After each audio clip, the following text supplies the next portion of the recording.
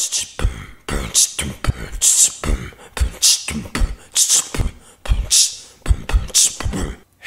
I'm Batman, and this is Movie Some Episode 2. Let's roll!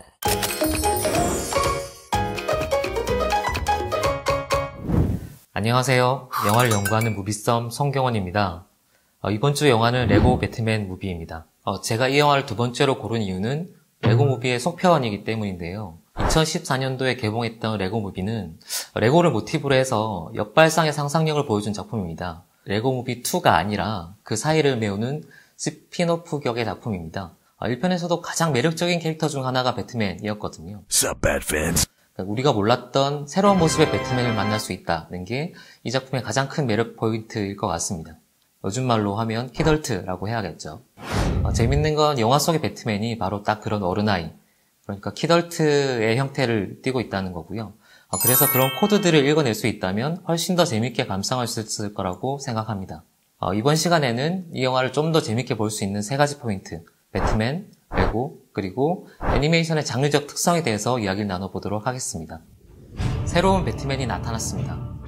모난 성격의 외톨이 배트맨. 알프레도 집사에게 늘 걱정만 안겨주던 배트맨이 파티장에서 만난 로빈을 얼떨결에 입양하게 됩니다. 때마침 새로 부임한 경찰청장 바바라 고든을 만나면서 사람들과 함께하는 것이 의외로 재밌다는 것을 느끼기 시작하는데요. 배트맨에게 삐진 조커가 새로운 악당들을 이끌고 고담시로 쳐들어옵니다. 슈퍼 영웅 대 슈퍼 악당, 고담시를 지키기 위한 역대급 대결이 펼쳐집니다. 이 영화의 첫 번째 포인트는 배트맨의 재해석입니다. 배트맨은 슈퍼히어로 중에 가장 많이 영화화된 캐릭터고요. 심지어 슈퍼맨보다 먼저 영화화되기도 했습니다. 1943년에 영화가 됐죠. 영화 속 배트맨이 자신의 이력을 짧게 프리젠테이션 해주는 장면이 나오거든요. I've seen you go through similar phases in 2016 and 2008 and that weird one in 1966. I've aged phenomenally. 아마 배트맨 영화 중에 가장 유명한 작품은 92년도에 슈퍼히어로 영화의 어떤 가능성을 알렸던 팀 버튼 감독의 배트맨 시리즈, 그리고 크리스토퍼 놀란 감독이 부활시킨 다크나이트 3부작 등일 겁니다. 배트맨이 왜 매력적인 히어로일까요? 배트맨의 정체성을 한마디로 정리하면 바로 고독입니다. 부모님이 범죄자에게 죽고 나서 고담시의 범죄자를 소탕하기 위해서 영웅으로 이제 각성을 하게 되는 거죠. 그래서 악당을 처벌하기 위해서 여러 가지 수단을 동원하게 되는데, 이 정의를 구현하기 위해서 폭력을 행사한다는 점이 배트맨이 갖고 있는 딜레마 중에 하나입니다. 악을 징벌하기 위해서 스스로 악이 되는 거죠. 그래서 주변으로부터 자기를 격리시켜야 되는 이 고독한 상황이 될 수밖에 없는 외로운 영웅이 배트맨의 정체성이라고 할 수 있습니다. 혼자 있을 수밖에 없는 슈퍼히어로가 동료들이 생기면서 이제 팀워크, 가족의 형태를 띠게 되는 거죠. 재밌는 거는 이 레고 배트맨 무비에서도 초기 코믹스에서 보여줬던 이 패턴들, 어떤 양식들을 어느 정도 차용해 오고 있다는 점입니다. 여기서 첫 번째, 레고 무비의 첫 번째 원칙이 전복적 상상력을 보여주는 거거든요. 그러니까 익숙한 배트맨이라는 캐릭터를 어떻게 좀 다르게 보여줄 수 있을까를 고민하는 게 레고 무비의 포인트입니다. 배트맨이 보여주고 있는 겉모습을 180도 다른 모습으로 보여주고 있습니다. 그런 의문이 들 때가 있잖아요. 예를 들면 사람의 취미생활은 뭐지? 라는 질문을 할 수 있죠. 레고 무비에서는 배트맨에 관한 이런 질문들을 굉장히 1차원적인 방식으로 풀어줍니다. 애니메이션이기 때문이죠. 우선 레고 무비에 등장하는 배트맨은 어른아이 그 모습 그대로 그려집니다. 외롭다는 걸 인정하고 싶어하지 않는 떼쟁이처럼 그려지죠. 원작의 배트맨이 과묵했다면 이 레고 무비에서의 배트맨은 굉장히 수다스러운 모습으로 나오는데요. 그냥 첫인상만 놓고 보면 거의 마블의 데드풀이 연상될 정도. 레고 무비에서의 배트맨이라는 캐릭터는 되게 수다스럽고 자괴가 강한, 스스로 외롭다는 걸 인정하지 않으려고 하는 덜 자란 어른 같은 모습으로 그려지고 있습니다. 아마 DC 영화에서 어두운 부분들을 다 덜어내고 캐릭터를 일반인 레벨에서 그리면 이렇게 그려지지 않을까 싶은데요. 이거는 레고 무비이기 때문에, 그리고 애니메이션이기 때문에 가능한 일종의 장르적 허락이라고도 할 수 있는데요. 이렇게 캐릭터나 상황을 비틀고 역발상시킨 설정들이 이 캐릭터를 아는 사람들에게는 굉장히 신선하게 다가올 수 있고, 캐릭터를 전혀 모르던 사람들에게는 이런 좀 특이한 캐릭터다라고 느낄 수 있게 해줍니다. 이 영화의 두 번째 포인트는 새로운 형태의 패러디물의 등장이라고 할 수 있습니다. 2014년도에 레고 무비가 나왔을 때 평단으로부터 좋은 반응을 이끌어냈는데요. 레고라는 왕구의 개방성을 그대로 이제 영화에 옮겨온 거죠. 실제로 레고가 그렇잖아요. 이 정해진 설계도가 있는 게 아니라 만드는 사람이 원하는 방식대로 무엇이든 자기의 상상력을 이제 쏟아부어서 어떤 형태로도 만들 수 있는 거죠. 개방성과 융합하는 힘들이 이 레고 무비에서도 그대로 나타나고 있습니다. 저는 레고 무비가 지금은 사라진 패러디 무비의 어떤 위치들을 대신하고 있다라는 생각이 들었는데요. 총알탄 사나이나 아니면 못 말린 람보 같은 80년대 말부터 이제 유행했던 패러디 무비들이 있죠. 이 패러디 무비의 특징이라고 하면 일단은 유치한 개그죠.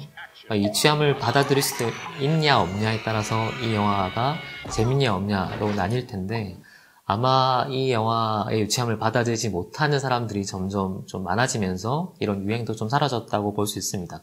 패러디 무비의 힘, 어떻게 보면 유치한 재미들을 애니메이션이란 방식을 빌려서 다시 한번 끌어오고 있다라고 생각을 합니다.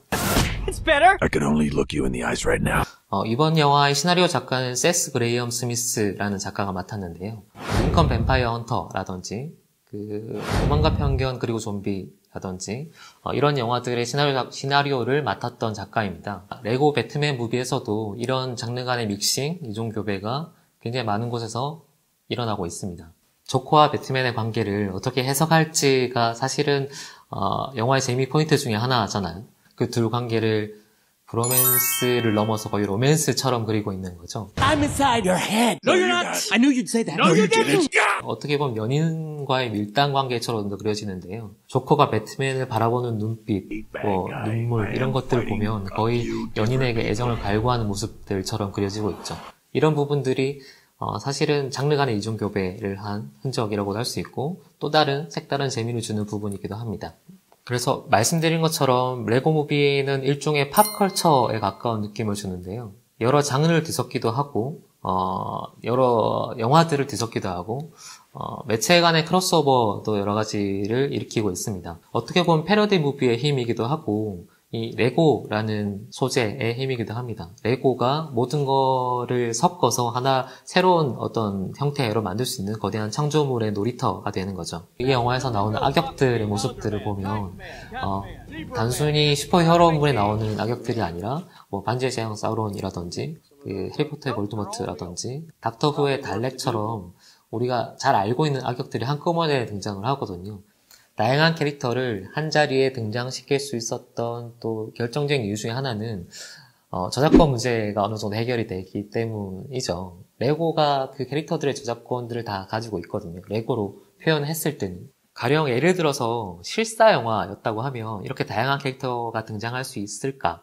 그렇게 했을 때 그게 재밌을까라고 생각해보면 좀 이해하기 쉬우실 텐데요. 에어리언 대 프레데터라든지 아니면 얼마 전에 나왔던 공포영화 중에 사다코 대 가야코 같은 영화들을 보면 그 영화의 완성도와 별개로 그렇게 붙였다는 것 자체가 웃기다라는 생각도 들고 좀 심리적인 거리감이 발생을 하거든요.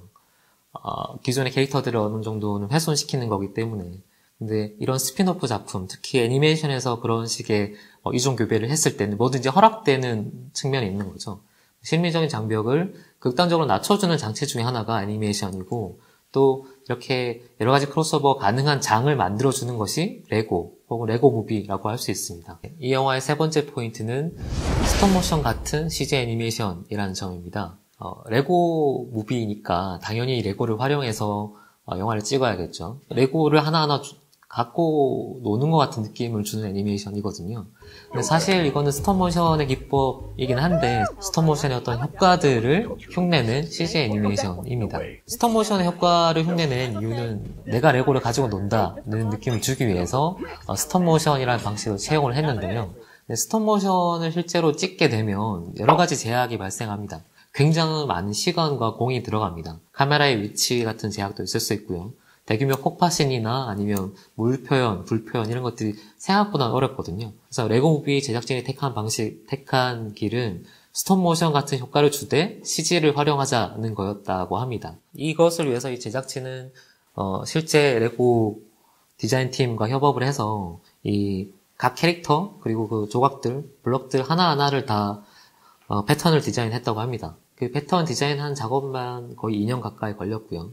근데 이런 식의 패턴 작업한 것들을 조합을 하면 이제 어떤 형태로든 만들어지는 거죠. 실제로 레고 무비에 나오는 거의 대부분의 레고 모형들은 실제 레고로도 만들 수 있는 모형들입니다. 실제 블럭들을 가지고 만들었기 때문에. 단 실제로 그걸 일일이 조립을 해서 이제 영화를 한 컷 한 컷 찍은 건 아니고요. 이제 CG 애니메이션을 통째로 돌린 거기 때문에 기존엔 하지 못했던 대규모 폭파씬이라든지 I can only imagine he's going home right now to party the night away. 카메라 웍이라든지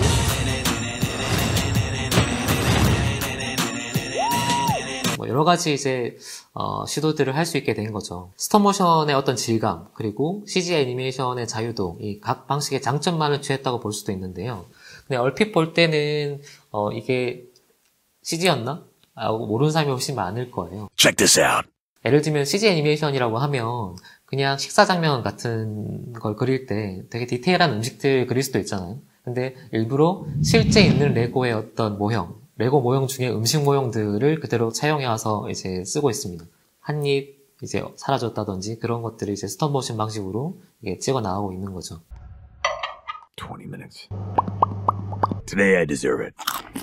이 영화가 성립할 수 있는 기반은 레고라는 장난감의 속성 때문입니다. 만들고 부수고 변형시키고 비틀고 하는 것들이 모든 것이 허락되는 세계인 거죠. 뭐 캐릭터의 비틀기라든지 장르의 이종교배라든지 다양한 방식들을 시도할 수 있게 된 거고요.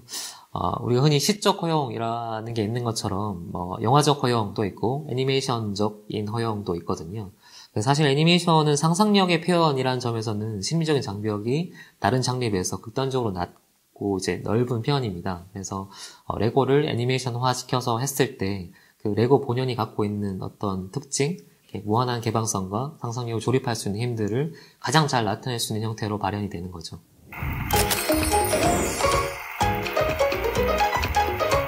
여기까지 레고 배트맨 무비를 좀 더 재밌게 볼 수 있는 세 가지 포인트에 대해서 짚어봤습니다. 사실 전작인 레고 무비에 비해서는 이 스핀오프인 레고 배트맨 무비는 좀 보수적인 편인데요. 우리는 이미 그 레고 무비란 형식을 목격을 해버렸거든요. 그리고 레고 배트맨 무비는 레고 무비가 보여줬던 참신함의 요소들을 그대로 차용을 합니다. 새롭다라고 느껴지진 않는 것이 어느 정도 아쉬운 속편의 한계를 드러내는 부분이기도 한데요. 어떻게 보면 배트맨이란 캐릭터 혹은 배트맨과 조커라는 캐릭터성에만 집중을 하고 있고 어떤 장식적인 부분에만 그치고 있다는 게 한계라면 한계라고 할 수 있겠죠. I hate everything you just said. 하지만 그럼에도 불구하고 이 애니메이션은 평균 이상의 재미를 확실히 보장합니다. 처음 보는 사람들은 쉽게 따라갈 수 있고요. 배트맨이나 레고를 알고 있던 사람들도 그 전복적인 부분들, 표현들을 충분히 즐기면서 따라갈 수 있는 애니메이션이죠. 결론적으로 레고 배트맨 무비는 이제는 잊혀져 가는 이런 패러디 무비들의 어떤 재미를 새삼 일깨워준 작품인 것 같고요. 레고, 배트맨 이 두 가지를 사랑한 사람이라면 이 작품을 재미없어 하기는 힘들겠죠. 네, 레고 배트맨 무비는 저는 2번을 보면 좋을 영화라고 생각을 합니다. 일단은 처음 볼 때는 당연히 이 영화가 주는 메인 플롯을 따라가게 될 거고요. 여러 가지 자잘한 요소들, 자잘한 패러디, 자잘한 키워드들이 되게 많은 영화이거든요. 그래서 두 번째 볼 때는 어떤 장면을 어떻게 비꼬았구나, 어떤 장면을 어떻게 차용했구나 라는 것들을 한 번쯤 다시 뜯어보면서 보면 약간 팬으로서의 매니악한 재미들을 느낄 수 있지 않을까라고 생각합니다. 이 영화의 대중성은 70mm입니다. 이 영화의 예술성은 60mm입니다. 이 영화의 무게감은 130g입니다. 네, 영화를 연구하는 무비썸 송경원이었습니다. 다음 주에 또 새로운 영화로 찾아뵙겠습니다.